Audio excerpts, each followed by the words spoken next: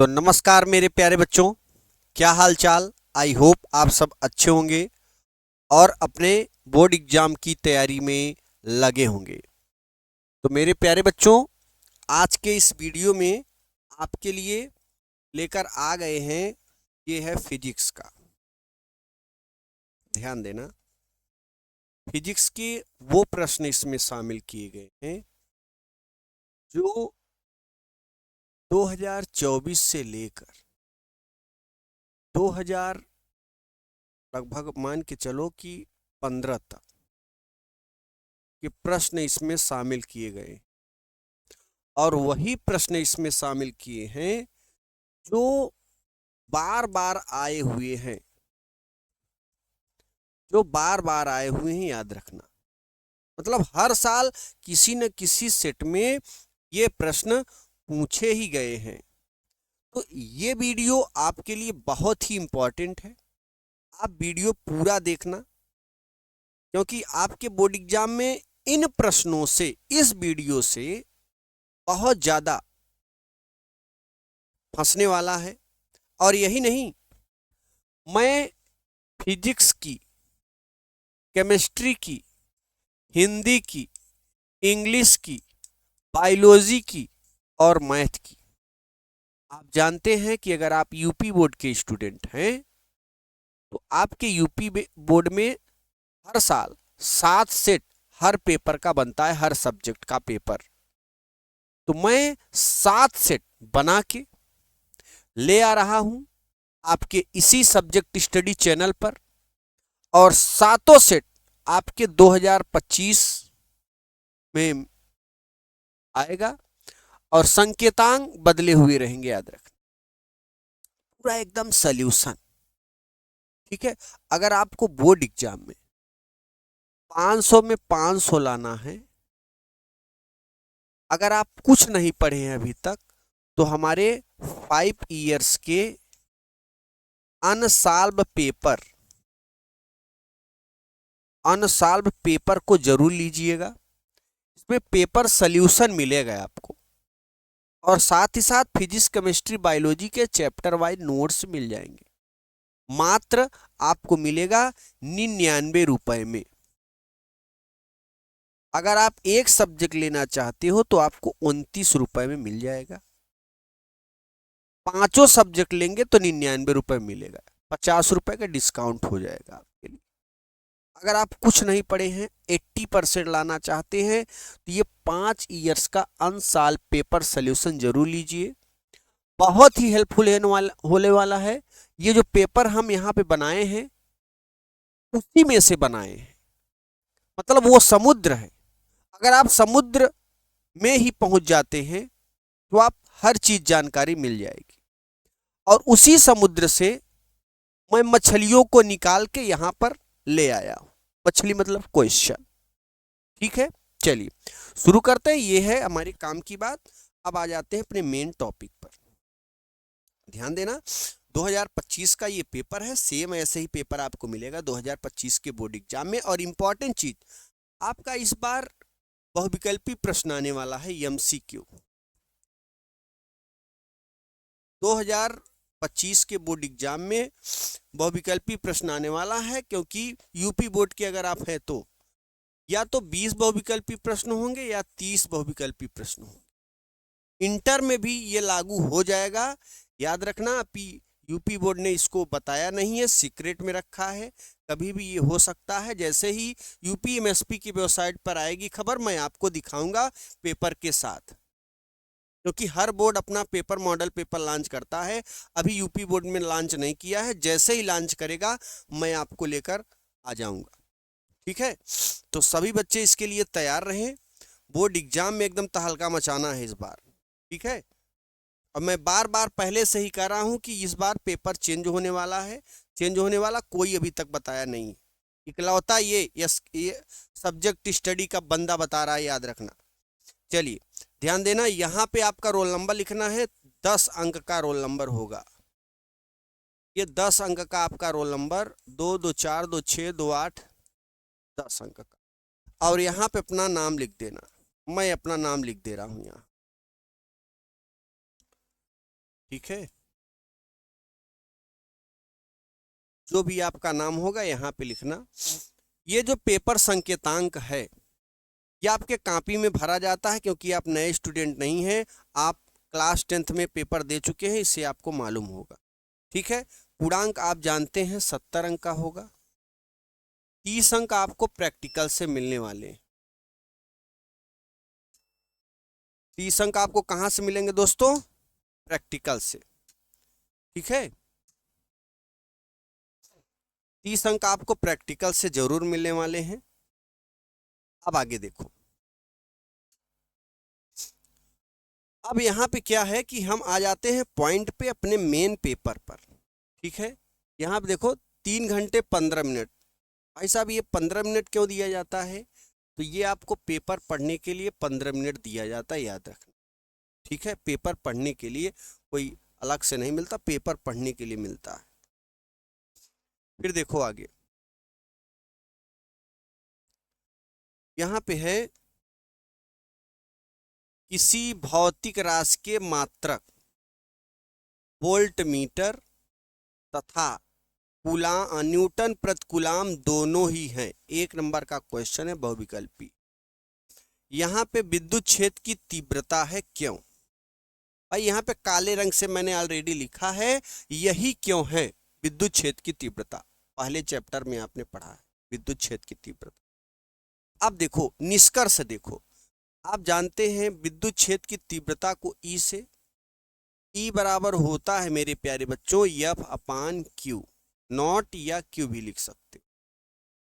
एक एक पॉइंट समझना, आराम से देखो, हम समझाएंगे, ज्यादा हौफा नहीं मचाएंगे, ये कर देंगे वो कर देंगे, सब करेंगे लेकिन आराम से।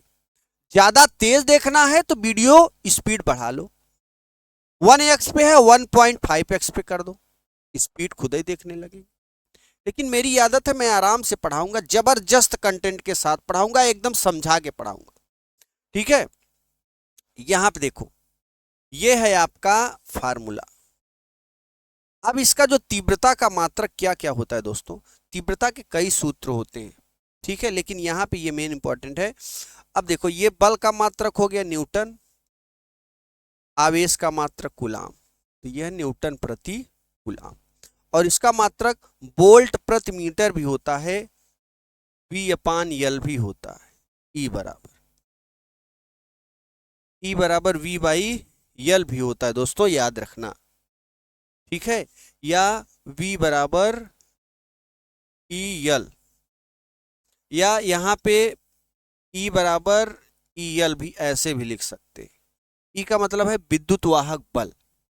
ठीक है, तो यहाँ पे ये भी सूत्र हो जाता है, तो इसका मात्रक हो जाएगा वोल्ट, विभवांतर का मात्रक वोल्ट, और दूरी है ना लंबाई, तो इसका मात्रक मीटर, तो वोल्ट प्रति मीटर हो जाता है। यहाँ पे बात क्लियर है ना, सबको समझ में आ गया? तो यहाँ पे देखो विद्युत क्षेत्र की तीव्रता का जो यूनिट है न्यूटन प्रति कूलाम भी होता है, और विद्युत क्षेत्र की तीव्रता का ये भी सूत्र है वोल्ट प्रति मीटर। तो यहाँ पे ये हमारा तीसरा ऑप्शन राइट है। हमें लगता है सबको समझ में आ गया। फटाफट एक बार थम्स अप कर दो, एक बार लाइक कर दो सभी बच्चे। चलिए नेक्स्ट क्वेश्चन जरा ध्यान समझना। किसी शुद्ध प्रतिरोधक प्रत्यावर्ती परिपथ में विभव एवं धारा में कलांतर, ध्यान देना, किसी शुद्ध प्रतिरोधक एवं प्रत्यावर्ती परिपथ में विभव एवं धारा में कलांतर, विभव यानी V और धारा में कलांतर। ठीक है, धारा में कलांतर कितना होता है दोस्तों? ये होता है पाई। ठीक है, याद रखना, यहाँ पे जो धारा होती है, जो विभव होता है, जो धारा होती है, वो विभव से 90 अंश अग्रगामी और 90 अंश पश्चगामी। तो यहाँ पे 90 अंश पश्चगामी होता है, इसलिए ये π/2 आंसर इसका राइट है। ओके, सबको समझ में आ गया? नेक्स्ट क्वेश्चन देखते हैं, जरा ध्यान देना। अभी देखो इस चैप्टर को, ये प्रत्यावर्ती वाला चैप्टर है, मैं इसी चैनल पे आपको प्रत्यावर्ती धारा का एक एक वीडियो लेकर आऊंगा, इंपॉर्टेंट क्वेश्चन में, वेरी वेरी। ठीक, लगातार बने रहिएगा, जबरदस्त क्लास होने वाली है। थोड़ा स्वास्थ्य कमजोर होने के कारण अभी वीडियो डाल नहीं पा रहे थे, अब लगातार आपको 3 से 4 वीडियो मिलेंगे, कम से कम 3 वीडियो इंपॉर्टेंट और 2 वीडियो टॉपिक वाइज मिलेंगे आपको। ठीक है, ये फिजिक्स का तो एकदम तहलका मचा देंगे इस चैनल पे, याद रखना, ओनली फिजिक्स। और सारे चैप्टर डालेंगे लेकिन फिजिक्स का एकदम बमबारी कर देंगे, याद रखना। चलिए ध्यान देना, पीएन, ये 14 नंबर चैप्टर है, अर्धचालक, 14 फिजिक्स का 14 नंबर चैप्टर। पीएन संधि डायोड के पी सिरे को पृथ्वी से जोड़ दिया गया। डायोड के एन सिरे पर 2.5 वोल्ट का विभव लगाने पर डायोड में होगा, याद रखना, डायोड चालक नहीं होगा, इसमें भंजन की कोई बात ही नहीं है, अतिक्षीण धारा इसमें कोई बात ही नहीं है। एक पॉइंट बचता है हमारा, चालन नहीं होगा, याद रखना, क्योंकि जब पृथ्वी से जोड़ देते हैं, यहाँ पे वोल्टेज लगा देते हैं, तो हमारी चालकता क्या होती है दोस्तों, बंद हो जाती है। यहाँ पे पृथ्वी से जोड़ने का कोई मतलब ही नहीं। आगे देखो, नेक्स्ट देखो, बहुत इंपॉर्टेंट है, थ्योरेटिकल में आता है, हूबहू वही प्रश्न आता है, काफी बार पूछा गया है ये प्रश्न, इसलिए रट्टा मार लो इसे ऑप्शनल में। यम1 एवं यम2 द्रव्यमान के 2 नाभिक संलयन कर यम द्रव्यमान का एक नाभिक बनाते हैं। क्या बनाते हैं? यम द्रव्यमान का एक नाभिक। इस प्रक्रिया में ऊर्जा भी उत्सर्जित होती है। क्या उत्सर्जित होती है? ऊर्जा। फिर इस संदर्भ में सही संबंध होगा। यम1 यम2 द्रव्यमान के 2 नाभिक संलयन करते हैं, जुड़ते हैं, और स्मॉल यम द्रव्यमान का एक नाभिक बनता है। इस प्रक्रिया में ऊर्जा की उत्सर्जित होती है। तो देखो, जब ये 2 लोग जुड़ेंगे ना, इसका ये ऑप्शन राइट है भाई। 2 बड़े बड़े लोग जुड़ेंगे तो जाहिर सी बात है ये वाला इससे तो बड़ा ही होगा ना। यम1 यम2 2 यम बना रहे हैं, तो जरूर नहीं है कि आप बराबर वाले पे मार के चले आना, क्योंकि 2 बड़े लोग हैं और एक छोटा सा आदमी बन रहा है। अगर यहाँ पे कैपिटल एम होता तो ये एक दूसरे के बराबर हो जाता, लेकिन यहाँ पे स्मॉल एम है, इसलिए ये दोनों इसके क्या होंगे? इससे क्या होंगे? बड़े ही होंगे, याद रखना। ठीक है, चलिए आगे बढ़ेंगे मेरे प्यारे राजा।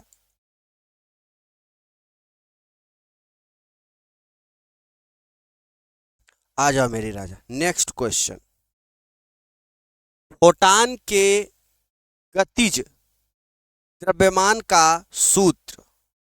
फोटॉन के गतिज द्रव्यमान का सूत्र, तो गतिज द्रव्यमान का सूत्र होता है K बराबर H mu upon C, H mu by C. ये गतिज द्रव्यमान का सूत्र है। ठीक है, याद रखना।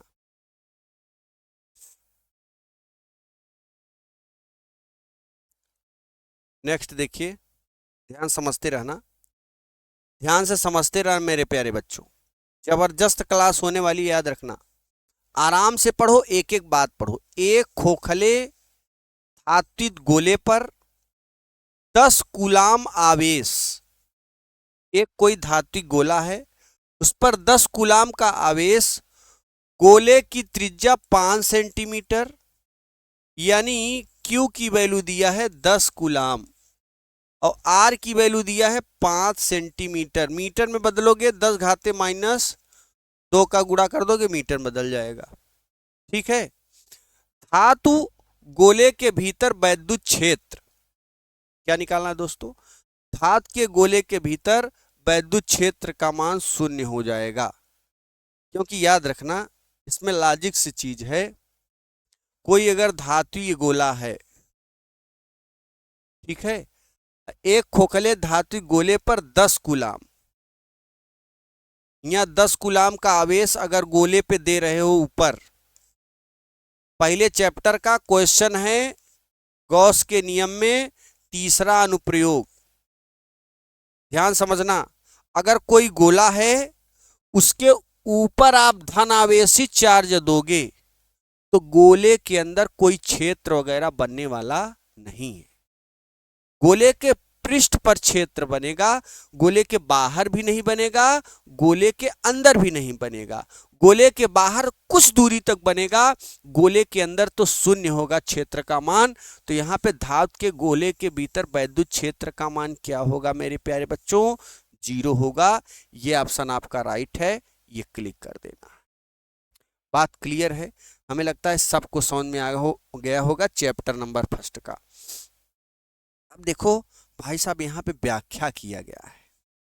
व्याख्या देखो क्या लिखा है, गास के नियम से, मैंने कहा था अभी गॉस के नियम के तीसरे अनुप्रयोग से है ये। किसी चालक के भीतर वैद्युत क्षेत्र शून्य होता है। मैंने अभी जो बताया, मैं इस सॉल्यूशन को यहाँ पे नहीं देखा, याद रखना। अभी बताते समय मेरा ध्यान यहाँ पे नहीं गया, मैं ऊपर बता दिया। बात क्लियर है? अब देखो आगे, आगे देखो मेरे राजा, खंड ब,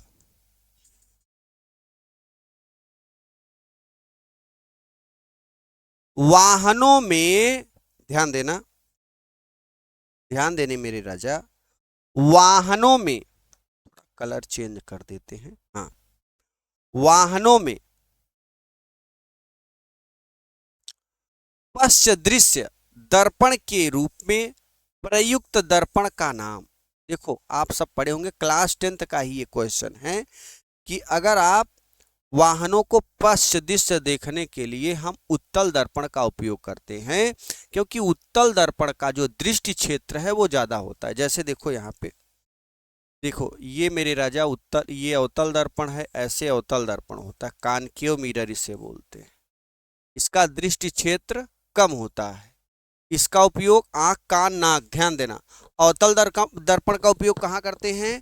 डॉक्टर आंख कान नाक गले के निरीक्षण में अवतल दर्पण का उपयोग करते हैं, ठीक है। और हाँ, डॉक्टर द्वारा किया जाता है, और टेबल लैंपों के शेडो में भी ये किया जाता है अवतल दर्पण का उपयोग। दूसरी चीज, कोई चीज हीट करना है, गर्म करना है, एक जगह प्रकाश फोकसित करना है, तो भी अवतल दर्पण का वहां पे उपयोग कर सकते हो। और उत्तल दर्पण का उपयोग कहाँ होता है? उत्तल दर्पण, इसका दृष्टि क्षेत्र कम होता है, ये उत्तल दर्पण है, कॉन्वेक्स मिरर है, इसका दृष्टि क्षेत्र ज्यादा होता है, याद रखना। इस पर कोई भी प्रकाश किरण पड़ेगी ना, कोई भी पड़ेगी तो ये तुरंत फैल जाती है इस तरीके से, ज्यादा मात्रा में।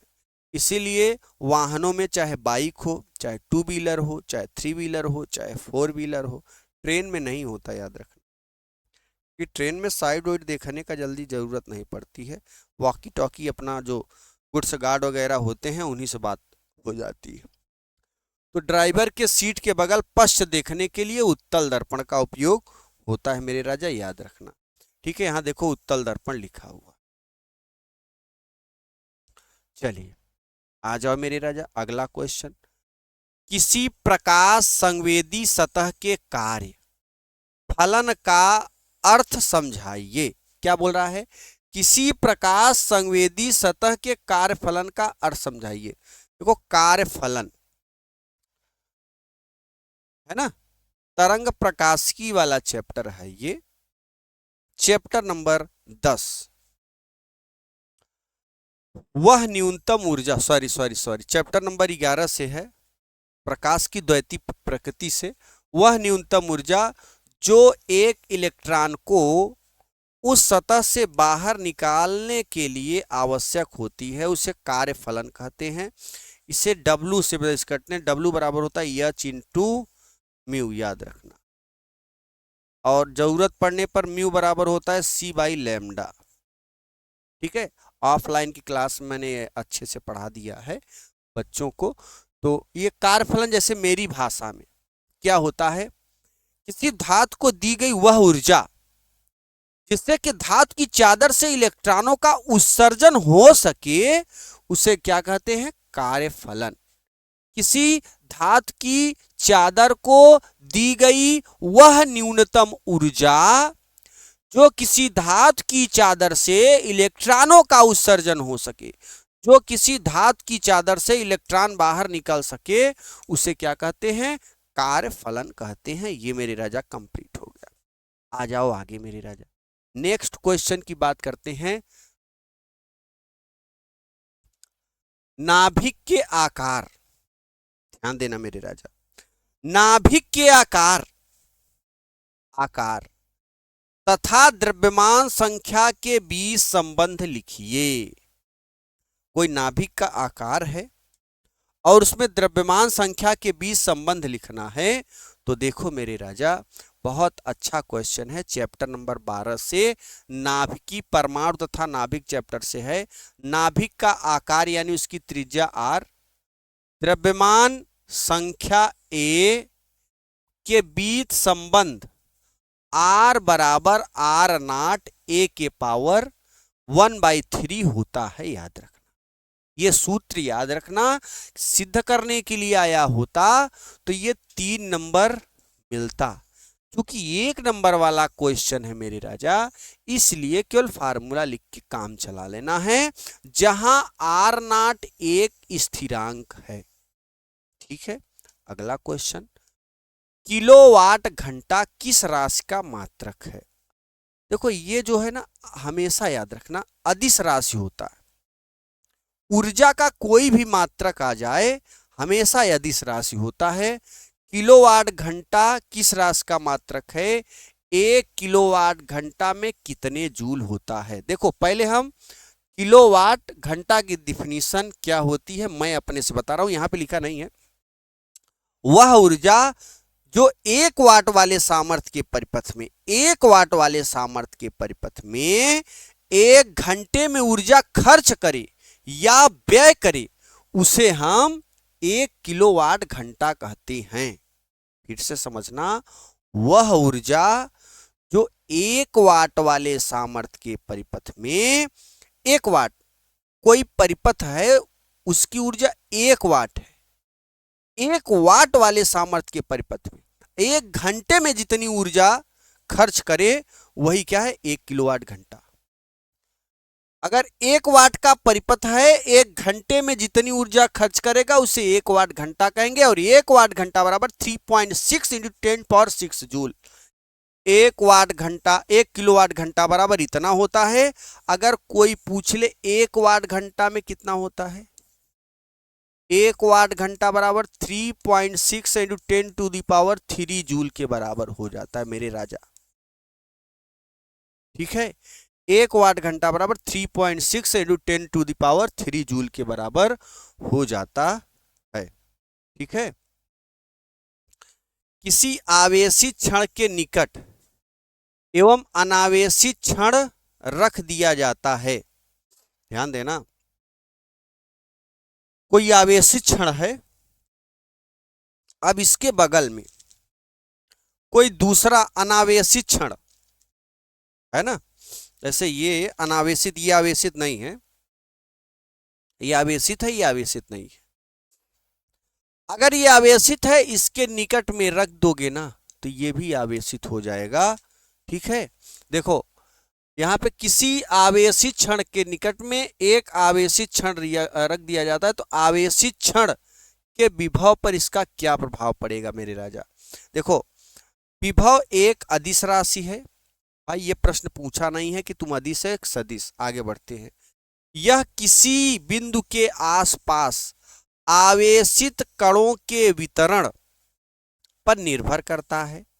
अनावेशित क्षण के पास लाने से आवेशित क्षण के आवेश वितरण में कोई परिवर्तन नहीं होगा, इसलिए इसका विभव भी नहीं बदलेगा। ठीक है, विभव तो नहीं बदलेगा, लेकिन हो सकता है बगल वाला आवेशित हो जाए। ठीक है, आगे देखो, नेक्स्ट क्वेश्चन मेरे राजा, सीधे धारावाही चालक तार के कारण उत्पन्न चुंबकीय क्षेत्र रेखाओं को प्रदर्शित कीजिए। कोई सीधा धारावाही चालक तार के कारण है, उत्पन्न चुंबकीय क्षेत्र रेखाओं को प्रदर्शित कीजिए। देखो, सीधे धारावाही चालक तार के कारण उत्पन्न चुंबकीय क्षेत्र रेखाओं को प्रदर्शित करने के लिए मैक्सवेल के दक्षिणा हाथ के अंगूठे का नियम लगाते हैं, और इस नियम के मुताबिक अगर दाहिने हाथ का अंगूठा धारा की दिशा को दर्शाए तो बाकी मुड़ी हुई उंगलियां चुंबकीय क्षेत्र की दिशा, मतलब ये ऐसे, ये है ना, ये धारा की दिशा, और ये बाकी मुड़ी हुई उंगलियां क्या हैं, जैसे एक इसको हम बंद कर लें तो ये देखो अंगूठा हमारा क्या कर रहा है, अंगूठा विद्युत धारा की दिशा बताएगी, मुड़ी हुई उंगलियां विद्युत क्षेत्र की दिशा को बताएगा। यही है इसका फिगर। सबको समझ में आ गया? अगला देखिए, अगर याद रखना, अगर आपके बोर्ड एग्जाम में ये क्वेश्चन आता है तो आप फिगर ना बनाओ चलेगा, लेकिन ये वाली डायरेक्शन, ये वाला थ्योरी आप जरूर लिखना, ठीक। धारा मापी की सुग्राहिता को परिभाषित कीजिए, हम इसमें वृद्धि कैसे कर सकते हैं, ठीक है। आगे देखो, याद रखना ये बहुत ही इंपॉर्टेंट चीज है, इन सारे इंपॉर्टेंट क्वेश्चन को याद रखना। मैं भी छोटे छोटे क्वेश्चन करा दिया, अब ये जो आपको क्वेश्चन दे रहे हैं ये आप तैयार कर लेना, स्क्रीनशॉट ले लो, ठीक है। अगर इसका ये पीडीएफ पाना चाहते तो ऐसे तो मिलेगा नहीं, आपको क्या है, कोर्स लेना पड़ेगा। जो कोर्स मैं दे रहा हूं 99 रुपए में, उसमें आपको सब कुछ मिल जाएगा, याद रखना, ठीक है। ये सारे क्वेश्चन मिल जाएंगे। प्रत्यावर्ती परिपथ में शक्ति गुणांक, और जो कोर्स नहीं खरीदे ना स्क्रीनशॉट ले ले। शक्ति गुणांक एवं वाटहीन धारा का अर्थ यार बहुत इंपॉर्टेंट है। ऐसे ही ग में आओ, किसी वैद्युत चुंबकीय तरंग में विद्युत क्षेत्र ई इतना है तो तरंग के तरंगदैर्ध्य का मान चुंबकीय क्षेत्र का समीकरण प्राप्त कीजिए। एकदम छोटे छोटे प्रश्न है, फटाफट सभी बच्चे स्क्रीनशॉट ले ले, इन सारे प्रश्न का स्क्रीनशॉट ले। एकदम इंपॉर्टेंट चीज बता रहे हैं, जहरीला एकदम क्वेश्चन, एकदम जहर वाला क्वेश्चन है, याद रखना, ठीक है। बोर्ड एग्जाम में फंसेगा ये मेरी गारंटी है, क्योंकि ये जो मैं पेपर दिखा रहा हूं ये बार बार क्वेश्चन आए हुए हैं आपके बोर्ड एग्जाम में। चलिए भाई साहब, स्क्रीनशॉट ले लीजिए और इसे तैयार कर लीजिए।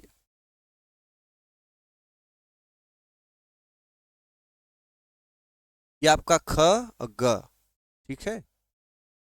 ये बड़े वाले प्रश्न भी हैं,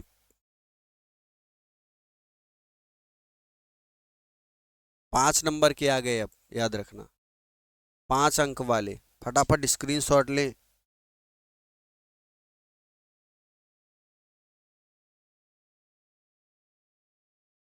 देख रहे कितने हैवी हैवी प्रश्न हैं। 5 नंबर ऐसे नहीं मिलेगा, कुछ मामला लेना पड़ेगा बच्चे, कुछ मेहनत करनी पड़ेगी आपको, तब जाके आएगा ये, ठीक।